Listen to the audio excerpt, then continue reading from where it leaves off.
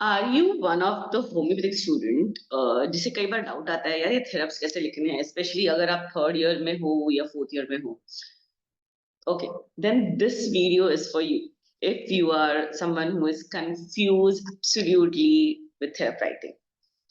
सो basically ये theraps होते क्या है? पूछा ही होगा आपने आपके सीनियर्स से, टीचर से भी पूछा होगा, but most of the time you rely on your seniors, right? So well, एक सीनियर के नाते, एक टीचर के नाते मैं आपको ये शेयर करना चाहूंगी. Dr. Tarun Zada, who has been treating for more than a decade in the Department of Surgery as an HOD in surgery. Uh, I want to clarify some things about what therapy writing is. How are you expected to write? What is it? So that ये आप ये concepts basic से clear हो जाए, right? So we'll begin with this. Why am I teaching you now?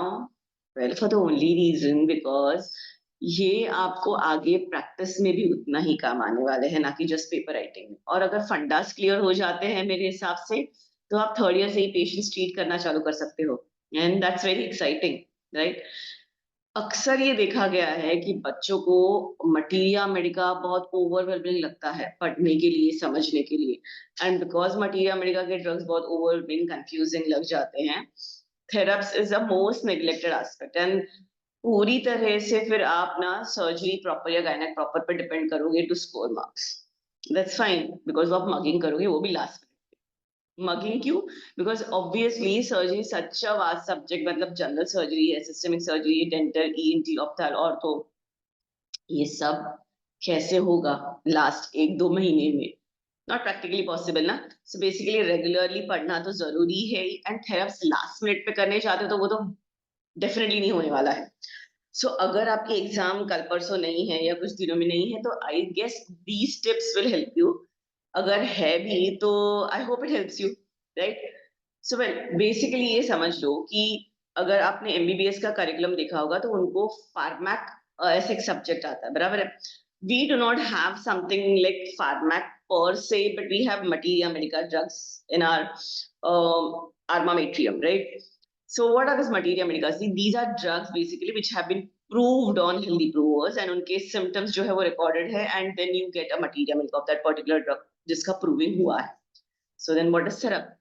Well, जो proving हुआ है हर एक इंसान पे, मतलब healthy individual पे, वो उनके symptoms, right? They are organized and they have been क्या बोलते हैं ना, arranged into different systems. जैसे head में हो या mind में हो या tongue पे हो या GI में हो, मतलब your stomach, your abdomen, your chest, your stools, your perspiration, ये हर एक में ना सेग्रीगेट किए गए हैं सिम्टम्स.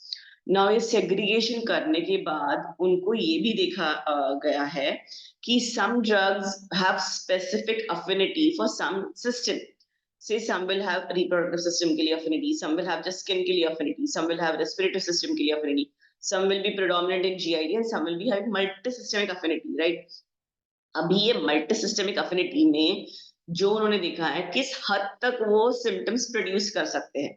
अभी वो जो सिम्टम्स प्रोड्यूस कर रहे हैं that resemble some diagnosis, right? So ना अभी आपकी गैस्ट्राइटिस या आपका what you said duodenal ulcer या your peptic ulcer will be having some symptoms. Now those symptoms will resemble the drug that has got that affinity and has produced those symptoms.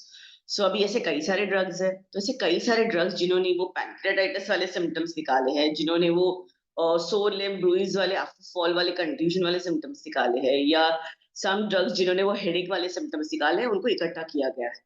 And those drugs, they have come up together. So basically the materia medica that you are having now, it is the application of those materia medica in those conditions which are now produced by diseased individuals. So now if someone is coming up with a complaint of headache, so now उसका अगर कुछ light aggravation है, उसका beta by tight bandaging है, ये किस drug में हमें मिला है, या हेडेक वाले कौन से सारे ड्रग्स है, उनको इकट्ठा कर लो, वो बन गए शायद हेडेक वाले थेरापेटिक्स, हेडेक वाली drugs.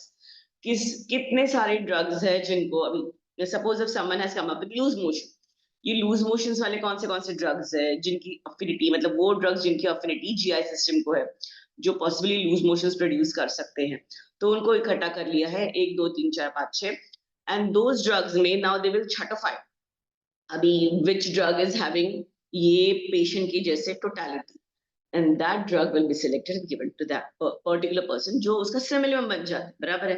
But then this 5-6 drugs जो डिफरेंशियल ड्रग्स आ जाते हैं उनको थेरापेटिक्स कहा जाता है। Similarly, we have certain set of drugs.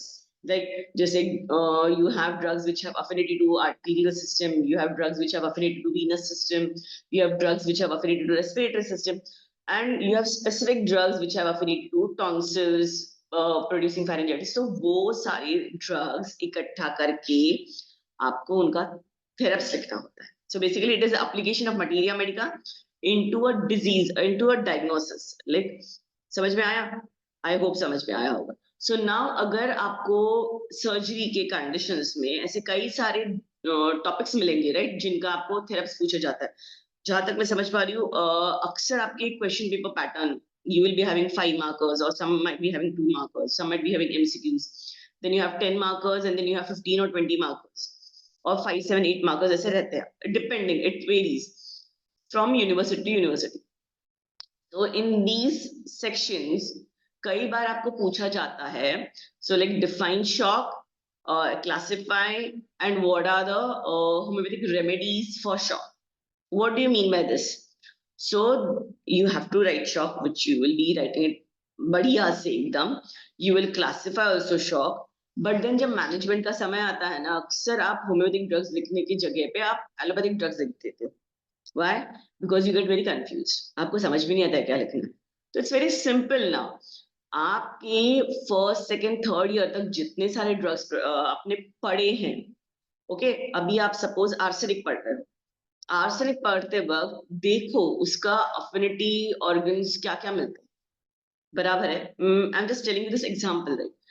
Try to figure out आपने अभी तक जितने पैथोलॉजिकल कंडीशंस पढ़े हैं उनमें से कौन से कंडीशंस के symptomatology is matching with arsenic, and just वहां पे ऊपर लिख दो. शायद गैंग्रीन के साथ मैच हो, शायद अस्थमा के साथ मैच हो, शायद ब्रोंकाइटिस के साथ मैच हो, शायद राइनाइटिस के साथ मैच हो, शायद फीवर के साथ मैच हो, देन शायद न्यूरल्जियास के साथ मैच हो. मतलब see these are the things, and then you will understand that there are so many drugs जिनका शायद ऐसे ही हम डायग्नोसिस लिख सकते हैं, मतलब पॉसिबल एरिया ऑफ एक्शन, है ना. तो ये आपके सिंपल हो जाएंगे, मतलब simply you will be able to understand कि ये ड्रग को मैं लिख सकता हूँ इनके थेरेपी से. तो जब शॉक के ड्रग्स पूछे जाएंगे आपको पता चलेगा कि अब तक थर्ड ईयर तक जितने सिलेबस में आपके मटीरिया मेडिका के ड्रग्स हुए हैं उनमें से ही कई सारे इजीली ड्रग्स निकल जाते हैं for writing theraps, right. So ये जब आप थेरेप्स लिखते हो तो most of the time one more बंडलबाजी happens which many students do, बराबर है. अभी बिकॉज इतने सालों से पेपर चेक कर रही हूँ यूनिवर्सिटी के, तो मुझे पता चल जाता है बच्चे कहाँ पे बहुत सारा फेकोलॉजी करते हैं. फेकोलॉजी मतलब अपने मन मर्जी से जो आए वो लिखते हैं. तो आप क्या करोगे, आप हेमोरेजिक शॉक के सिम्टम्स वहां पे आर्सेनिक में लिख दोगे, आप हेमाटोजेनिक शॉक के लिख दोगे, शायद आप सेप्टिक शॉक के लिख दोगे. मतलब सिम्टम शॉक के ही लिखना है तो लिख ही दोगे ना आप. ऑब्वियसली अगर arsenic you are giving in shock तो you will be writing those symptom. Logical, pretty logical. But then फिर आप होम्योपैथिक ड्रग्स लिख रहे हो तो उनकी यूटिलिटी कहाँ पे दिखेगी, उनकी डिफरेंशिएटिंग कहाँ पे दिखेगी ना. How do you differentiate? अभी जैसे आपके स्कूल फ्रेंड्स कितने हैं, 5-6, बट आपके 5-6 स्कूल फ्रेंड्स सपोज ABCDE नाम है उनका, बराबर है. A और B में डिफरेंस है, चलने में, रहन सहन में, खाने पीने में, बात करने के तरीके में. सिमिलरली B और C में भी डिफरेंस है, सिमिलरली C एंड D में भी है, सिमिलरली D एंड E में भी है. हालांकि सबको 2 पैर 2 हाथ 2 नाक, आई मीन 1 नाक 2 कान 2 आंखें 1 मुंह है ही, ये कॉमन है. So this is like shock के कॉमन सिम्टम्स, बराबर है. हाउएवर द डिफरेंस इज किसी का हेलो बोलने का तरीका, किसी का हाय बोलने का तरीका, किसी का चलने का तरीका, किसी का desire to eat just samosa शाम के टाइम पे, किसी का नहीं यार मुझे चाय दे दे, किसी का मतलब टाइम पास करने का तरीका. मतलब एवरीवन इज डिफरेंट, राइट. ये 5 दोस्त आपके अलग है ना, वैसे ये 5 ड्रग्स भी अलग होने चाहिए. एंड इनके पॉइंट्स क्या लिखोगे फिर आप, सेम जैसे दोस्तों के पॉइंट्स है. उनके कॉन्स्टिट्यूशनल फीचर्स अलग रहेंगे. How will you spot, how will you differentiate between veratrum and how will you differentiate between arsenic and camphora. So ये डिफरेंशिएटिंग पॉइंट्स आपको लिखने हैं, बराबर है. सिमिलरली उनके कॉन्स्टिट्यूशनल फीचर्स लिख दिए. अभी वो पेशेंट मरा, वहां पे पड़ा है शॉप, आप क्या लिखोगे? फिर उनमें शॉप पे किसमें फीवर आता है, किसमें नहीं आता है, किसका एलिमेंट्स फ्रॉम क्या मिलेगा अक्सर, किसी का मोडालिटीज क्या है. फिर अगर ये पेशेंट, ये 3 दोस्त है तुम्हारे, हर एक 3 दोस्तों में कौन सा बेचैन है, कौन सा सुस्त पड़ा रहता है, कौन सा इरिटेटिंग रहता है, कौन सा हंसमुख रहता है. ये भी तो है ना, 5 दोस्त सारे के सारे एक साथ तो एक जैसे तो नहीं रहेंगे. Then again you have their likes and dislikes, specific, बराबर है. एंड देन यू हैव हर एक का mood swings, triggering factor, that is aggravation and amelioration, बराबर है.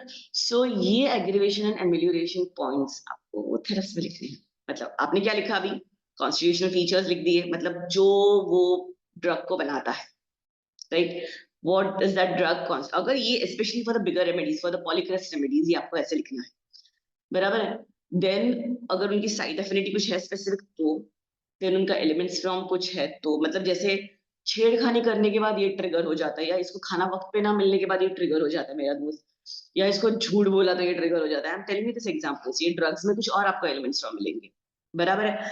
देन आपको क्या लिखना है, यार इसको अगर मैंने वक्त पे खाना नहीं दिया तो ये कैसे बर्ताव करता है, बेचैन हो जाता है, मारने लगता है, मतलब खूंखार हो जाता है, गुमसुम सा हो जाता है, एक जगह पे पड़ा रहता है, या चिड़चिड़ करने लगता है. So these will be the characteristic physical, mental generals and physical generals, right? And then उसकी प्यास कैसी है, पसीना कैसा है, वगैरह वगैरह. That is how you're going to differentiate. And then उनके aggravation and amelioration, मतलब ठंडा देने से अच्छा लगता है, लस्सी देने से अच्छा लगता है, म्यूजिक सुनने से अच्छा लगता है, रात को अच्छा लगता है, दिन को अच्छा लगता है, यार दोस्तों के साथ अच्छा लगता है. So these are basic things जो आपको थेरेप्स लिखते वक्त ध्यान रखना है. So it's not all that difficult. अगर आपने समझा कि ये मतलब बर्न्स के पेशेंट हो हैं 4-5, तो ये बर्न के पेशेंट और ये बर्न के पेशेंट में क्या डिफरेंस है, ये बर्न के पेशेंट में और ये बर्न के पेशेंट में क्या डिफरेंस है. जैसे पहले तो आपको शॉक में और बर्न में आपका स्कोप समझना बहुत जरूरी है. उसके बारे में बाद में बताऊंगी, how do you find the scope, how do you understand how to estimate the scope. आपको पेपर में लिखने के लिए भी बता दूंगी एंड प्रैक्टिकली भी. बट पहले ये थेरप्स का लॉजिक समझ लो. अभी आपने जब थेरप्स लिखे हैं, आपको डिफरेंशिएट करना है, इसमें क्या है, ये दोस्त कैसा है, ये दोस्त कैसा है, इसमें क्या डिफरेंस है, उसमें क्या डिफरेंस है. जब तक आप इजीली दोस्तों की आवाज से उनको डिफरेंशिएट कर सकते हो, बराबर है. उनका चाल ढाल से उनको डिफरेंशिएट करते हो, उनको पीछे से देखते हुए भी आप उनको डिफरेंशिएट करते हो, भले उन्होंने कुछ और कपड़े भी क्यों ना पहने, right? Similarly, you should be able to differentiate an arsenic from a camphora, from a veratrum, and so many other shock remedies, like maybe lachesis also, you might have pyrogen also.